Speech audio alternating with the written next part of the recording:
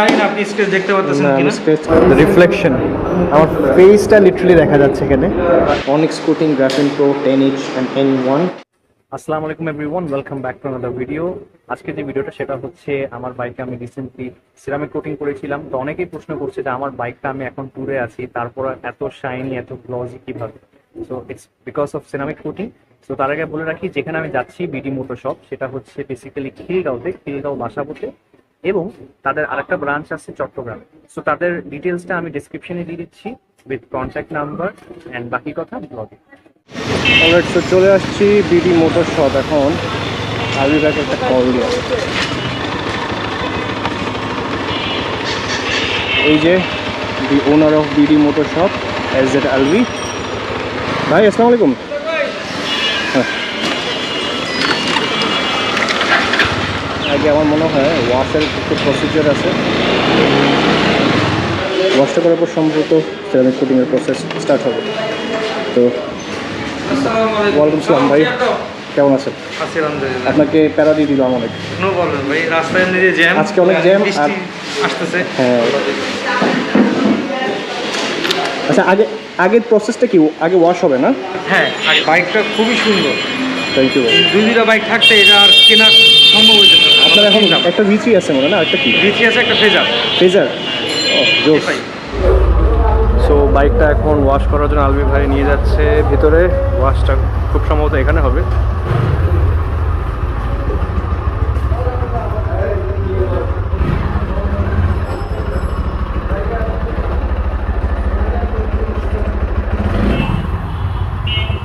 তো এই হচ্ছে ওয়াশিং জোন। এখানে বাইকটা ওয়াশ করবো আগে, বাইকটা ওয়াশ করার পর এরপর সিরামিক কোটিং অ্যাপ্লাই করা হবে।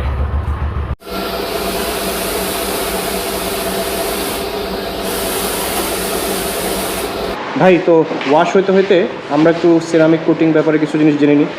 ফার্স্ট অফ অল আমার কয়েকটা প্রশ্ন ছিল আসলে। আচ্ছা, এই যে ধরেন সিরামিক কোটিংয়ের যে হার্ডনেস 9H 10H, এটার আসলে মানে ব্যাপারটা কি? এই হার্ডনেসটা হচ্ছে মাত্রা। যত বেশি হার্ডনেস হবে তত বেশি লংজিভিটি হবে, তত বেশি আপনার প্রোটেকশনটা বেশি পাবেন। 9H এর থেকে 10H এর মাত্রাটা একটু বেশি। আচ্ছা, তবে এই মাত্রা যেটা হয় সেটা যদি সার্টিফাইড হয়, যেমন ওনেক্স এটা হচ্ছে জার্মানি, সম্পূর্ণ জার্মান থেকে আসে। আচ্ছা আচ্ছা, ওদের ল্যাব টেস্টের সার্টিফাইড।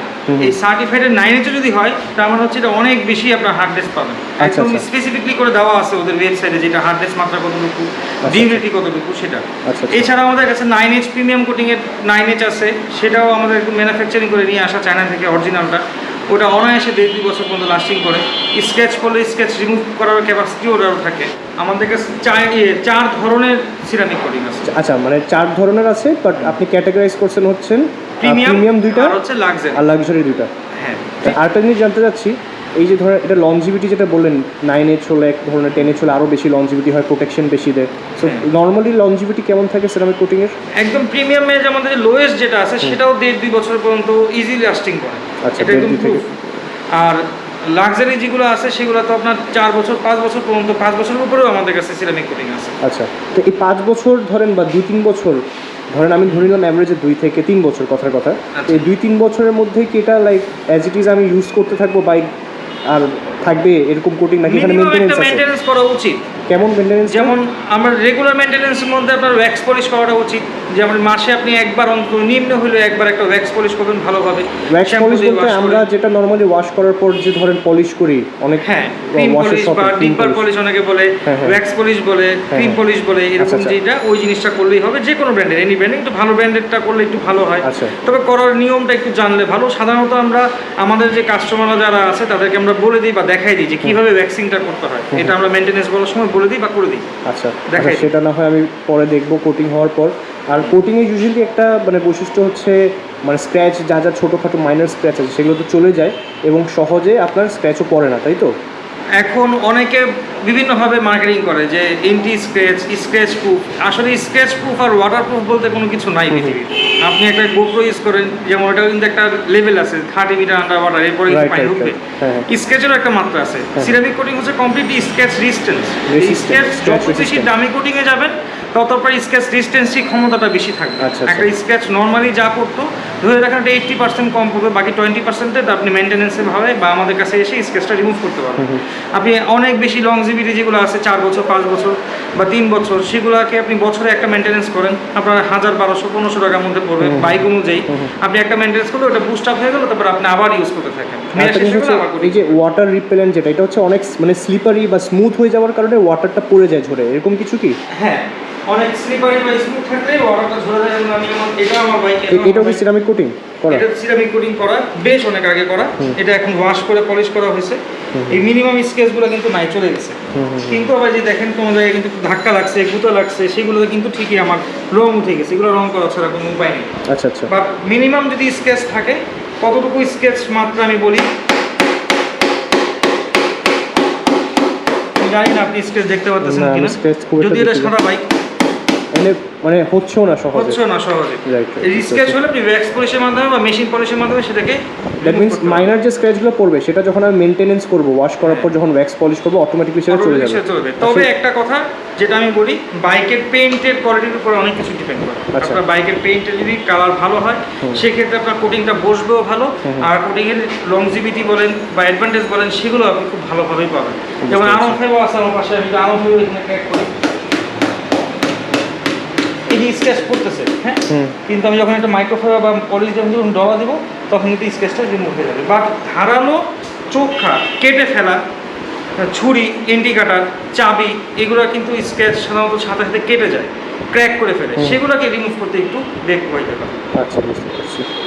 আরেকটা মজার জিনিস হচ্ছে এই যে এই টেক্সচার যেগুলো, এটা কিন্তু কোনো স্টিকার না, এটা হচ্ছে হাইড্রো ডিপিং। সো হাইড্রো ডিপিংটা হচ্ছে একটা পেইন্ট প্রসেস। ডিপিংয়ের মাধ্যমে বেসিক্যালি পেইন্টটা হয়ে যায়, যে পুরো জিনিসটা ডিপ করে দেয় একটা বালতির মধ্যে, যেখানে এই টেক্সচারটা থাকে, আর তখনই হচ্ছে রঙের মতো পুরো অবজেক্টটার মধ্যে এটা চলে আসে, এটা ছাপ করে যায়। সো আমরা ইউজুয়ালি কার্বন ফাইবার টেক্সচারগুলো দেখা যাচ্ছে স্টিকারের মাধ্যমে করে থাকি। সো এটা হচ্ছে কমপ্লিটলি একটা পেইন্ট জব বেসিক্যালি। সো ওই কারণে এটা অনেক long lasting, and I would prefer this any day over a sticker. Same এই বাইকেও কিন্তু এই জিনিসটা, এটা পুরোটা hydro dipping, and it looks so good, so slick, বলার মতো না। এই জায়গাটাও তো করা, এবং সবচেয়ে ইউনিক হচ্ছে এটা কিন্তু রিমেও করা। The whole rim looks like a carbon fibre Rim.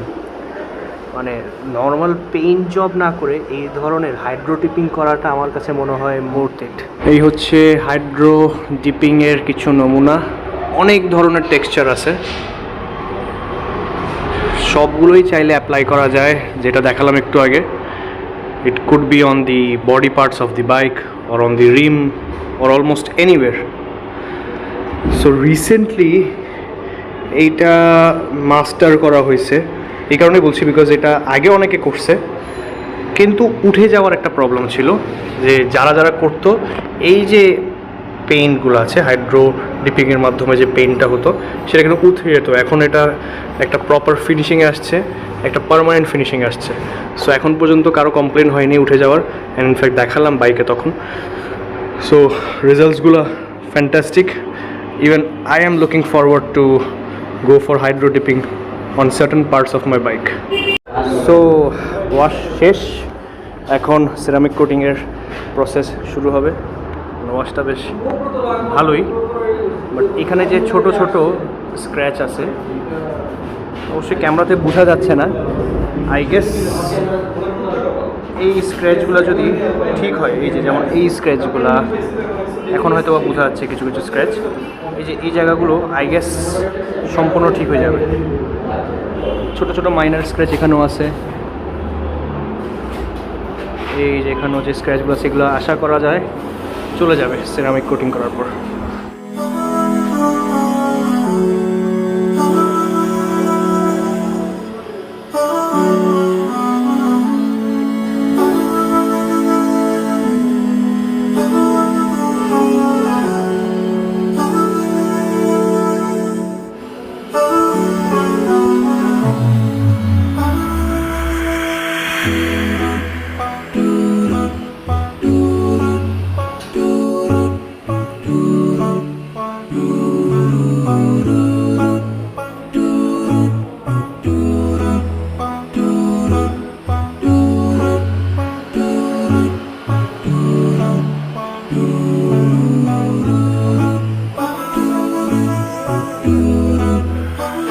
Basically এখন পলিশিংয়ের যে প্রসেসটা সেটা হচ্ছে, পলিশিংয়ের পর হচ্ছে কোটিংয়ের প্রসেসটা হবে।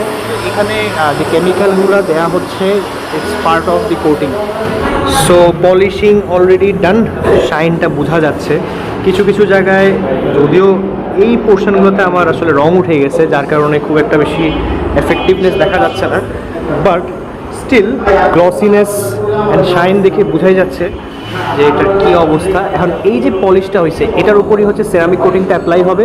এখনও সেরামিক কোটিংটা অ্যাপ্লাই করা হয়নি। সেরামিক কোটিং অ্যাজ ইন অনিক্সের যে 10H কোটিংটা আছে সেটা অ্যাপ্লাই করার পর এই শাইন যেটা, এটাকে সে ধরে রাখতে পারবে। সো ওটা হচ্ছে একটা ফাইনাল লেয়ার। অনিক্স কোটিংয়ের আরেকটা process, initial process, basically spray করা হচ্ছে কোটিংয়ের আগের মুহূর্তের। ভাই একটু দেখি তো, এটা যেখানে লেখা আছে একটু জাস্ট দেখতে যাচ্ছি। সো এটা হচ্ছে wax and silicone remover. So এটা দিয়ে একটু রাব করার পর ফাইনাল কোটিংয়ের যে লেয়ারটা বা প্রসেস সেটা অ্যাপ্লাই করা হবে। অনিক্সের যে main coating, ultra hard on ceramic coating, এটা অ্যাপ্লাই করা হবে। এটা basically final process.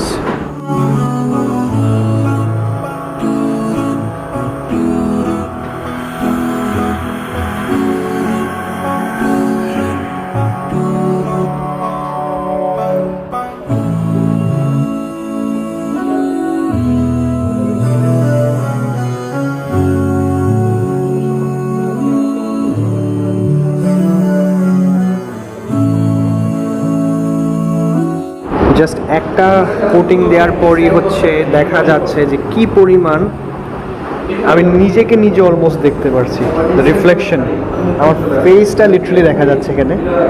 So the glossiness and the smoothness is very much visible.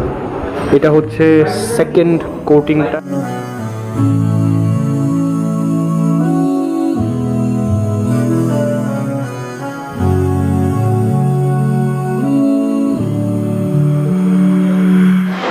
So এই হলো ফাইনাল রেজাল্ট, সব কিছু ডান। অ্যান্ড এটা ছিল basically the thing that I was using, Onyx coating graphene pro 10H and N1। Expensive but worth it, because জানি না ক্যামেরাতে কতটুকু দেখা যাচ্ছে, the glossiness, the silkiness, the shininess and everything, but definitely I am satisfied. হ্যাঁ, কিছু জায়গায় অবশ্যই একটু তো থাকবেই, কারণ এই স্ক্র্যাচগুলো আসলে যাওয়ার মতো না, কারণ ড্যামেজ হয়েছে অনেক। এখানে হচ্ছে বেসিক্যালি আমার যে জ্যাকেটের চেইন বা উইন্ড ব্রেকারের যে চেইন সেটার ঘষা। Apart from that still I would say the results are fantastic. But এখনই যে ফাইনাল আউটপুটটা পাচ্ছি তাও কিন্তু না, বিকজ এটা মেনটেন করতে হয় আরও। এই হচ্ছে প্রাইস চার্ট, একটা হচ্ছে কোয়ার্টজ প্রো ন্যানো, আরটা হচ্ছে graphene pro 10H nano N1 যেটা আমি করেছি। অ্যান্ড এখানে প্রাইস চার্ট লেখা আছে। আমি যেটা করেছি সেটা হচ্ছে 6800 টাকার সার্ভিস। সো এই হলো ব্যাপার। আর এখানে কিছু স্পেক্স দেওয়া আছে এখানে কোয়ার্টজ প্রো ন্যানোর, যেমন 5 ইয়ার্সের ডিউরেবিলিটি, হার্ডনেস 9H, ওয়াটার রিপেলেন্সির কিছু test results, oil repellency, roll off angle, coating thickness, same over here. So durability এখানে কিন্তু স্টে লাইফ টাইম বা 5 ইয়ার্স প্লাস লেখা, বাট অবভিয়াসলি মেনটেইন করতে হবে। সো বাকি জিনিস এখানে দেওয়া আছে। অ্যান্ড আলবি ভাই, thank you so much. Thank you ভাই। অনেক কষ্ট দিয়েছেন, রাত বাজে 12টা 12:30, এতক্ষণ সার্ভিসটা যে দিয়েছেন as a customer, as a ভাই, as a brother, so it's actually very honourable for me. And বেশি কষ্ট দিব না। আর বাকিটা হচ্ছে I am really satisfied as of now. But আমার যেটা মনে হচ্ছে, ওই যে আপনি যেটা বললেন না 2 দিন রেস্টে রাখতে হবে, তারপর যে আবার ফার্স্ট ওয়াশ করে ভ্যাক্সিং যে করবো, তারপর মনে হয় আরেকটু ভালো রেজাল্টস পাওয়া যাবে, আরও ভালো রেজাল্ট পাবেন, এই লেয়ারটা আরও বাড়বে। আর সিরামিক কোটিং মেনটেন করাটা খুব বেশি কঠিন কিছু না।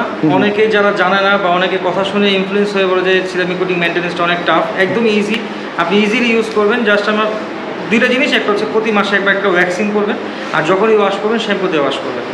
এরকম নিট ফ্যাব্রিক বা হলো মাইক্রোফাইবার ছাড়া গামছা, লুঙ্গি, শাড়ি এই ধরনের খড়খড়া সুতি টাইপের ফ্যাব্রিক ইউজ করাটা আমি এমনি তো ইউজ করি না এগুলো, তাহলে তো অনেক ভালো, আপনার বাইক অনেক ভালো থাকবে। আর জিপিএস ডেমনের অনেকগুলো বাইক আমরা কোটিং করেছি। জিপিএস ডেমনের গ্রুপ থেকে যারা আসবেন অবশ্যই ফেসিলিটি পাবেন, অনেক ভালো কাজ পাবেন, এত প্রত্যাশা রইল। যেহেতু আপনি জিপিএস ডেমনের একজন অ্যাম্বাসেডর, ব্র্যান্ড অ্যাম্বাসেডর প্লাস হচ্ছে Thank you. গ্রুপেরও একজন এডমিন। অবশ্যই আমি সবারটাই ভালো কাজ করবো। Thank you so much. So ভাই ইনশাল্লাহ দেখা হচ্ছে, দেখা হবে। আর দেখি 2 দিন পর কেমন রেজাল্টস পাই, 2 দিন বাসায় রেখে দিই, তারপর দেখা যাক কেমন কি। ওকে। GVX